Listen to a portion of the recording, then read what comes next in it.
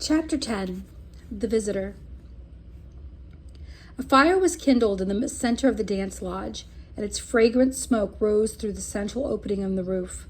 The fire was hardly needed, though, in spite of the cold, for the crowd of dancers, the drummers, the children, the old men in the farthest corner, gambling, seated on soft skins, the old ladies at their games and gossips, the young women in the center of the young men surrounding them. The people of all ages talking, laughing, and dancing kept the great lodge warm. Omakais loved the drum. The beat throbbed through her drumming, her entirely alive and eager. The soles of her feet tingled. Her hands moved in the time to the song. Angeline danced, too, wearing her new shawl and holding grandmother's partridge tail fan. Standing in the center with 10 snow, she gracefully bounced to the beat, thimbles ringing, the body moved the exact time. Mama, when she was known as Swift Girl, Yellow Kettle, and had no children, had always loved to dance. She bobbed in the corner, contented and proud of her daughters, Niwil alongside her. Even Nokomis couldn't help dancing. Omakais stopped to watch her grandmother step along with such care and dignity that she seemed to be crossing a rushing stream on small stones. Her steps were small and light as a deer's. Omakais thought, watching her proudly. Heat radiated from the fire, and the faces of the girls and the young women turned rosy red and warm. Trade, silver tokens, bracelets, armbands, crosses flashed and ribbons swirled as the dancers moved in joy and excitement, crying out for another song as soon as each was done. The drum intensified, the laughter turned ever more hilarious. The old men won and lost in their moccasin gambling game, and the children wove in and out of the movement, hiding from one another, tagging around the sides of the parents, teasing and sometimes dancing too. Around the middle of the night, everybody stopped to partake of the feast. A big kettle of venison and corn soup was brought in by the fire, and the children were sent back to houses and lodges for birchbark moccasins and tin bowls. While they were eating, teasing, commenting on the soup flavored with low-growing juniper berries and the parched hot summer corn, something happened that disturbed everyone and changed the course of the winter. Indeed, what happened changed the way Omakais and her family lived from then on. A visitor entered. He and his Voyager crew had just dragged their sled of furs across the mainland and were staying for the night. Thinking back, Omakais could even remember him, sitting by the fire as close as he could without scorching. A tired-looking man, thin and scraggly braids, coughing and feeble. A bit confused-looking. A flushed, fevered face. It was hearing of his death in the hushed tones, though, the next day, that she would always recall the report of it, for the horror flooded swiftly from house to house, lodge to lodge. He died of smallpox. Although the visitor's body was taken to the farthest end of the island, although everything he touched was burned, including the lodge he stayed in and the blankets he wore, although the generous family who let him in purified themselves in the sweat lodge, burned all of their belongings, and threw themselves upon the mercy of the mission, fear abounded in the settlement.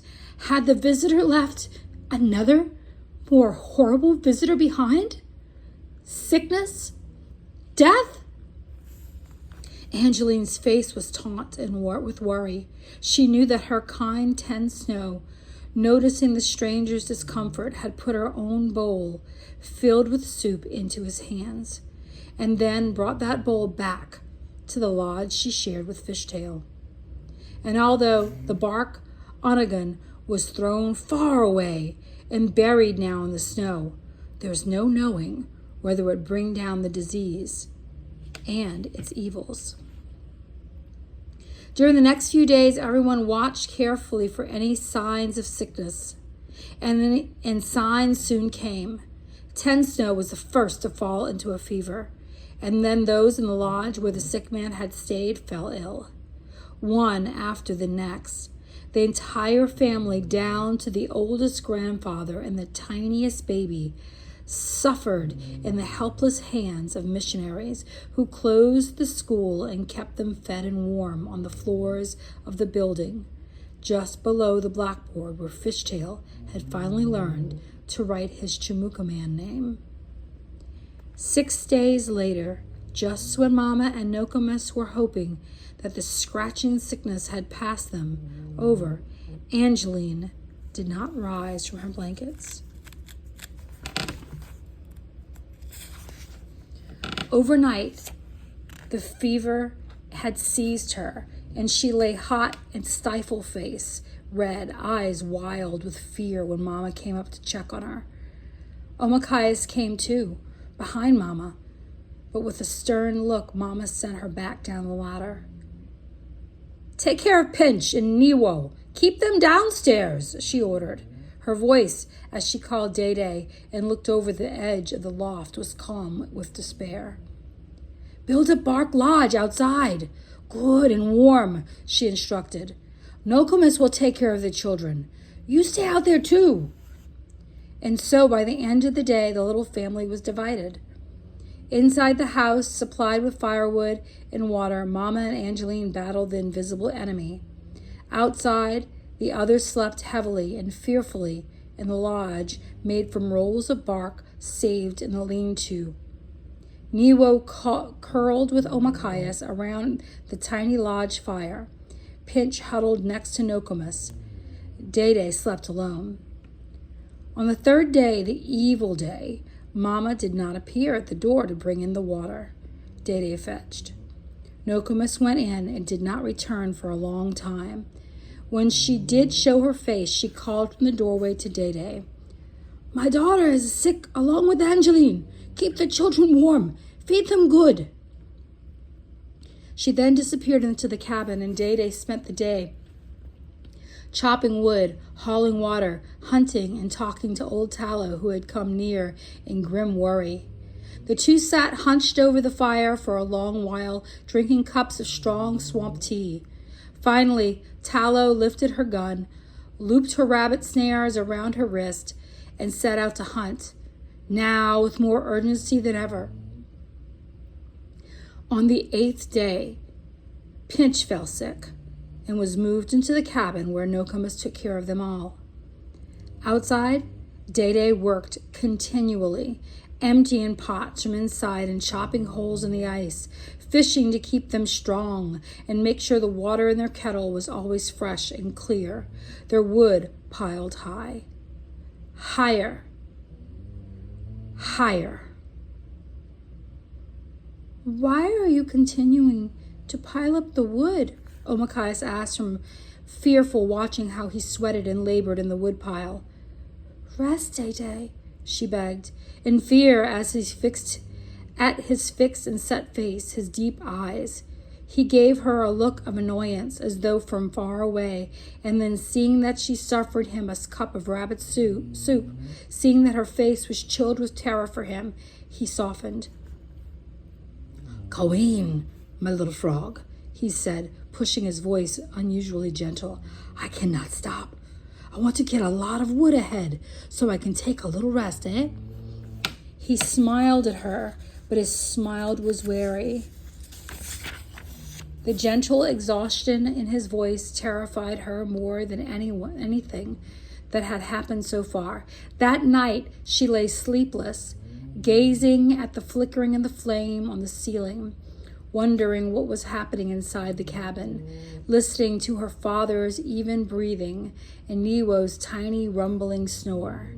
It was as though the sickness was sucking first one, then the next, into the cabin, where they disappeared and did not emerge. How could Nokomis care for them all? What if Day got sick too? Somehow it never occurred to her that she or Niwo could get sick, and Day was the one she watched carefully, not Niwo. It was as though her little brother were part of her. She kept him so near she didn't understand at all when Niwo fell ill. Or maybe she couldn't let the fact in because she just loved her little brother so much. Maybe that. It happened the night.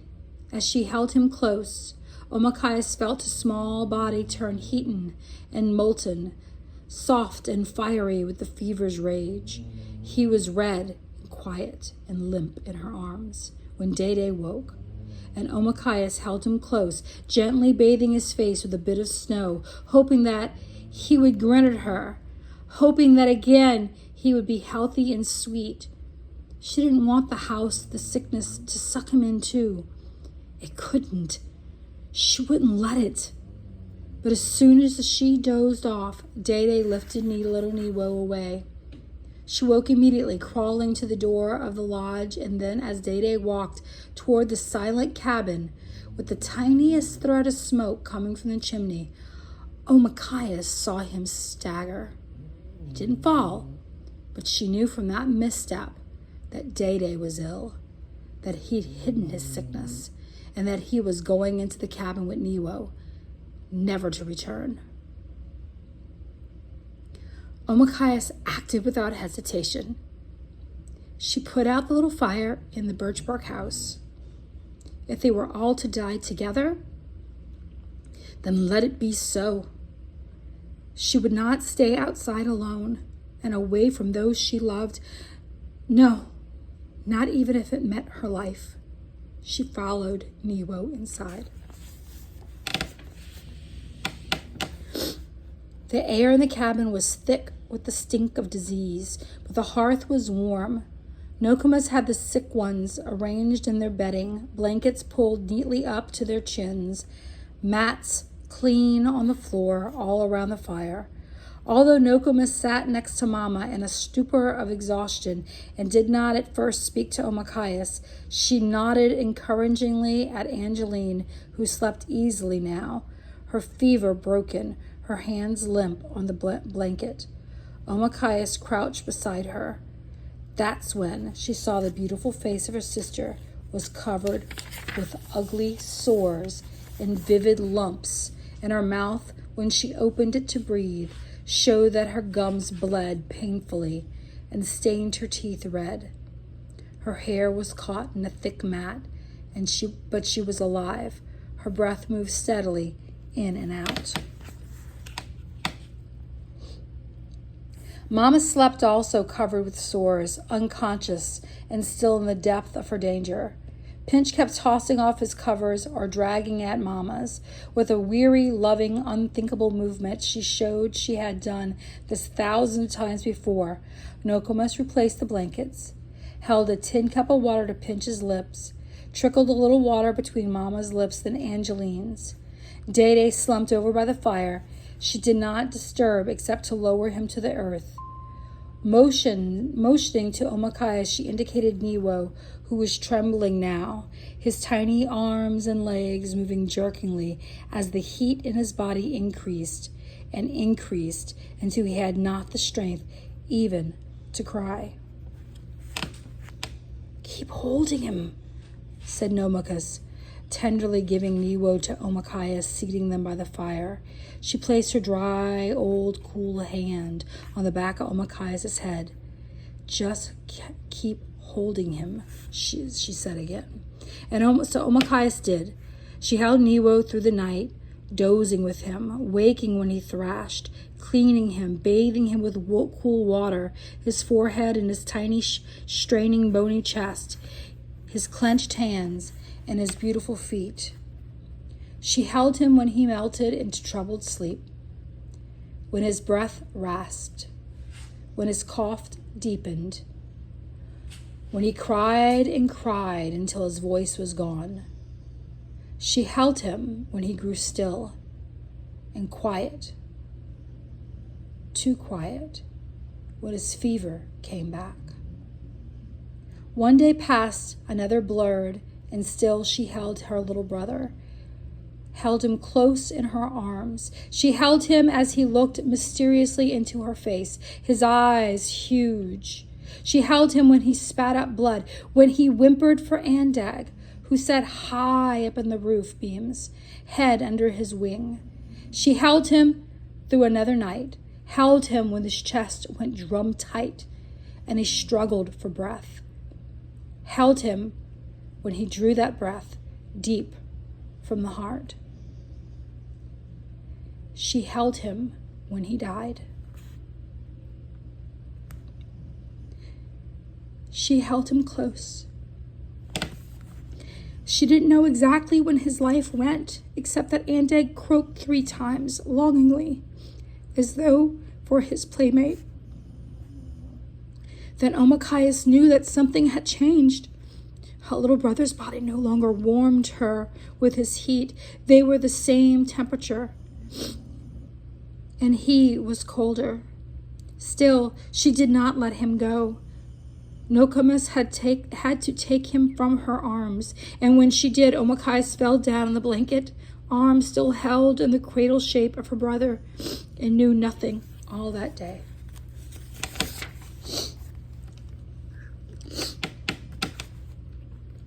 It was night when she woke.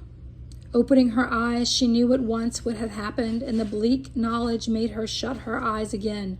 Maybe almost she wished that she were sick, too, that she can join him, for Nokomis had said that the Ojibwa must walk a path that leads out of this life into the next, and since Niwo couldn't walk very well yet, who would carry him when he got tired, when he fell? Who would make sure he was fed in the other world? Who would make him a toy man dolls to dance? Who would care for him when he was lost? The answer, once she had risen, once she began working with Nokomis to care for her family, was a sad answer. Old Tallow brought the news later that day. She set 4 snared rabbits down near the door, then waited to speak. Tent Snow was gone, she said. On the road to the next world, surely she and Niwo would meet, thought Omachias, tears blinding her as she tipped water into her father's lips. Surely Tent Snow would take hold of Niwo's hand, swing him up in her arms, carrying him along past the rough spots and dangers of the place where they would be safe. Old Tallow took her horn spoon from Omachias and ordered her to lie down and to sleep. She made Nokomis lie down as well in the corner with her grandchild. You two, rest now. Go on. I'll take a stick to you. Her voice was fierce, raspy, and angry, strong. Nokomis obeyed, sank into the skins, and slept before her head touched the back of the blanket.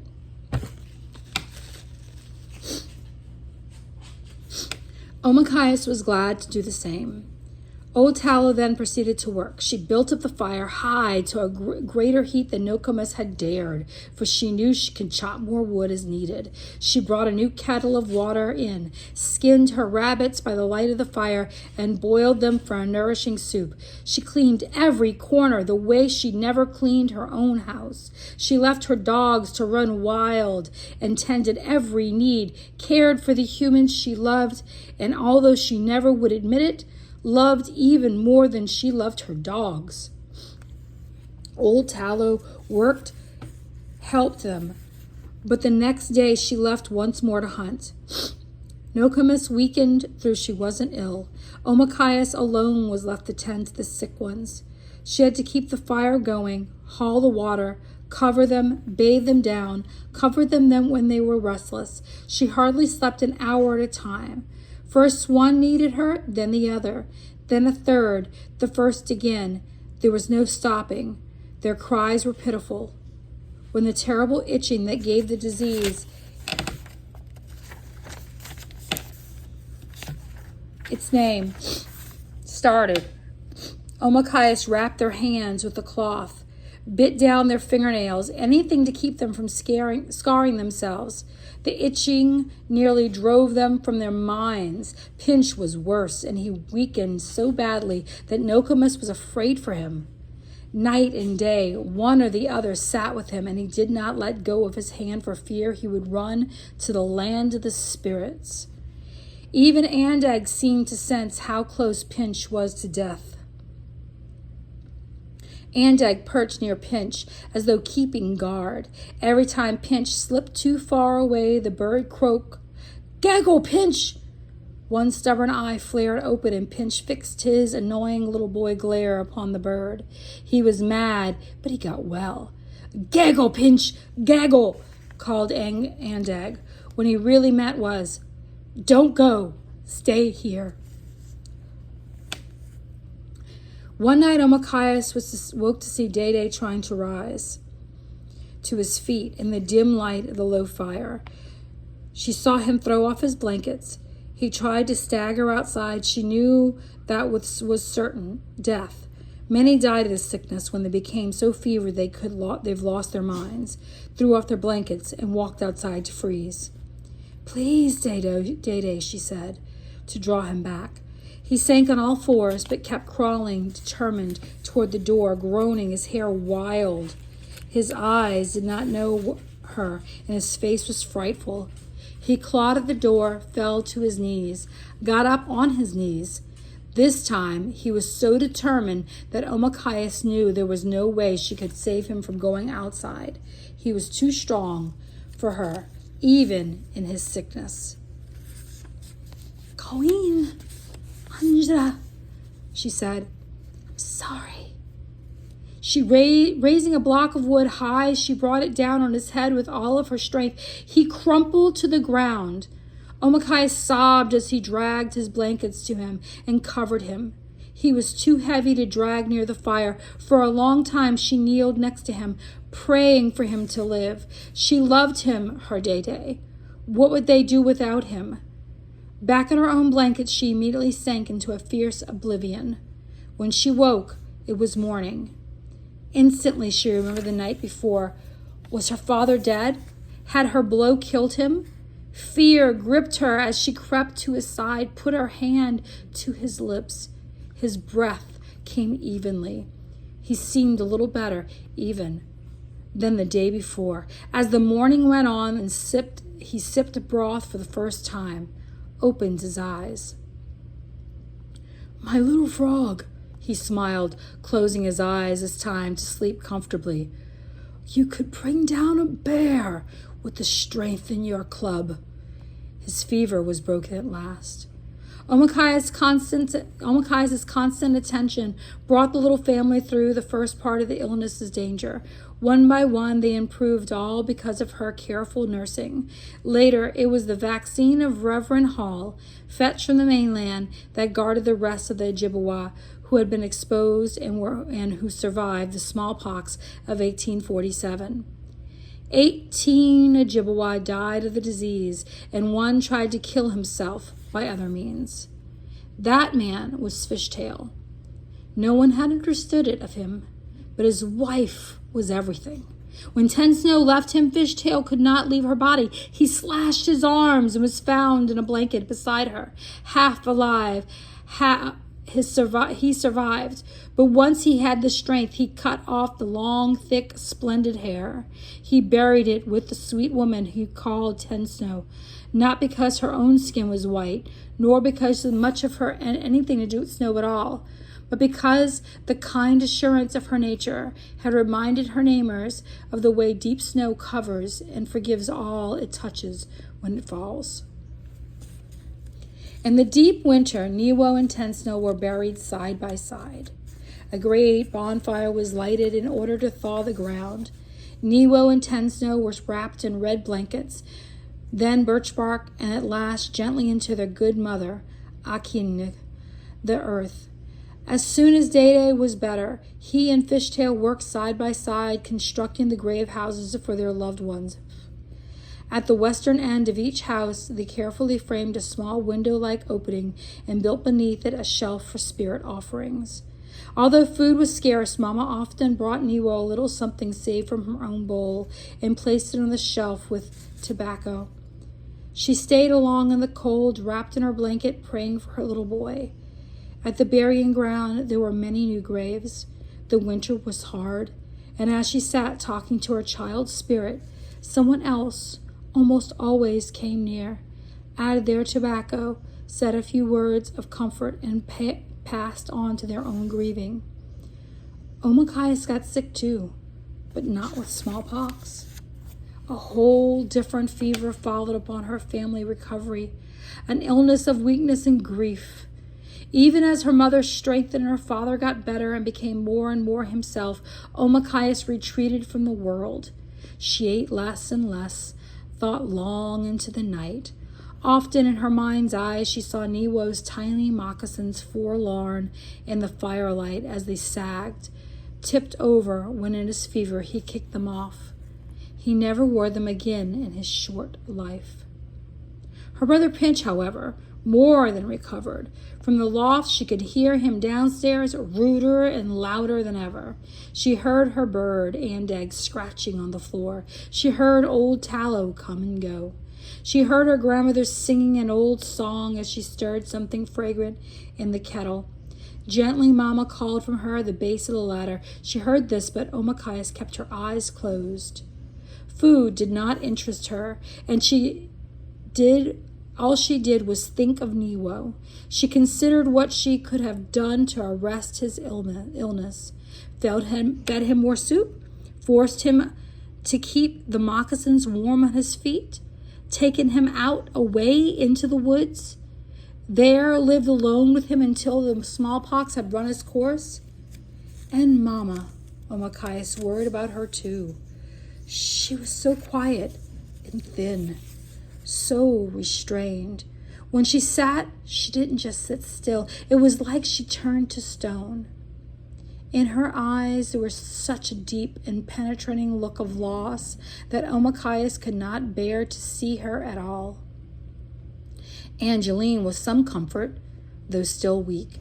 She kept badgering old Tallow to bring her a mirror, but the old woman refused until one day Angeline screamed at her, shockingly, that she wanted to see herself. "Am I so bad looking?" she yelled in a rage. "Am I so ugly now?" "Colleen," said old Tallow very slowly, the lines in her face shadowing, "you are still beautiful." Omakayas, lying next to her sister, closed her eyes in pain. The smallpox had left Angeline's cheeks pitted with scars and slightly twisted Angeline's perfect hunting bow of a dark mouth. The smallpox had thinned her face until her teeth stuck out. The smallpox, worst of all, had killed Angeline's tiny brother and friend of her heart, Ten Snow. Pain and loss showed in deep furrows around her sister's mouth. The mirror came, a scrap of it anyway, and Angeline stared into it. Slowly, her eyes filled. When she had seen enough, she put the mirror down gently, turned away, and refused for a long time to speak. It was difficult for Omakayas to understand all that had happened. Why Niwo was gone, though at night she still imagined that she heard his cries. Why her sister's face would never again be smooth. Why she herself was still too weak to run and crept back to her sleeping blankets whenever she could. She slept and slept as though she would never wake. She didn't want to think about the things that had happened, but there were times that questions came to her, occurring in the deep of night, sometimes even in dreams. The spirits, the Manituas who had lived in all things, why had they ignored her prayers, her mother's prayers, and the powerful prayers of Nokomis? Why had Day-Day's strength not helped, and her grandmother's medicine, so useful at other times, why hadn't they worked for Niwo? Nokomis said sorrowfully that she had no medicines for this white man's disease, but Omakayas did not have smallpox. Omakayas had something else. Why didn't this strong tea made of bitter bark, the tea that Nokomis brewed for Omakayas, send her jumping up lively as she used to be? Sometimes she thought if only her mother would laugh, she also would begin to feel better. But Yellow Kettle was dull and angry with sorrow and couldn't help her own daughter. Day after day passed, and Nokomis's teas grew more bitter. She made a stronger concoction, burned sweetgrass braids, fanning Omakayas too, but the deep cold seemed to have seized her heart. She was ashamed of the way she thought sometimes, up in her blanket, listening to Pinch, her annoying brother, who didn't seem sad at all. She wondered why Niwo was taken and Pinch left behind. Why was Niwo taken to the next world and she left behind? There was no explanation that satisfied her. Nothing that gave her hope she needed to rise and take up the rest of her life. Not even when Angeline bravely smashed the little piece of mirror one day and left the cabin, walking out the door, determined to go to the missionary school and learn the meaning of the white man's writing. Like Fishtail, not even then was Omakayas inspired to come downstairs. Nokomis sat with her, quilling through the whole day sometimes. She told her old stories, adventures in Anabahozo, the tricky and generous teacher of the Anashabag, who was cleverly outwitted dangerous foes and taught the Anashabag to survive. Omakayas listened, but did not find the stories the will to go forward. Could Nanabahozo have outwitted smallpox? Could Nanabahozo push back the dreadful day, send home the awful visitor who had taken Niwo and Tensna? Could Nanabahozo at least say a word or two in his own defense or encourage Omakayas to go on with her life? Nothing happened. No voices explained things. Her dreams were blank. One day, however, old Tallow unexpectedly appeared at the top of the ladder. In her rough, steady hand, she held a bark container of rabbit soup boiled up with potatoes from the storage cache. "Eat this," she urged Omakayas, "or else," she threatened when Omakayas was reluctant.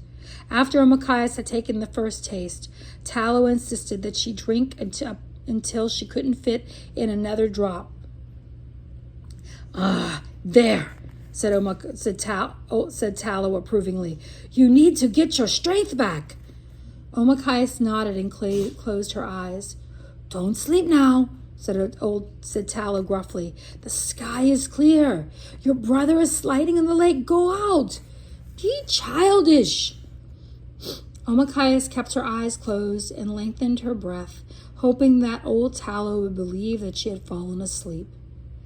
After a while, the old woman fell silent, though she continued to sit near Omakayas, pondering what she should do next. Of course, she was suspicious. Omakayas felt Tallow's gaze locking on her. After all, she was a hunter, used to waiting at the dens of animals. If anyone could find a way to surprise Omakayas back to life, it would be her. Omakayas determined to outwait her, to crawl deeper and deeper into her dark burrow of sleep. Eventually, as though from far away, Omakayas felt the tentative brush of old Tallow's tough, creased palm and heard the rustle of her clothes as she got up and quietly left. At first, Omakayas tried to think she had won, that she had outwitted old Tallow and made her impatient, as even the wariest animals often failed to do. But then the time stretched long. Omakayas couldn't sleep. Her feet tingled to run. Energy from the rabbit soup flowed through her, and she drummed her fingers against the floor. She was stubborn. Shut her eyes. Who was fooling whom, she wondered. The sun was shining brilliantly outside. Had she really bested old Tallow? And at whose expense? None other than her own. With a sigh, Omakayas got up. She went out. For the first time since the illness, she felt the sun on her face. But even its promise of warmth did not make her smile. I hope you enjoyed my reading, and I'm sorry for the sounds of snores and dog walking. I'm watching a dog.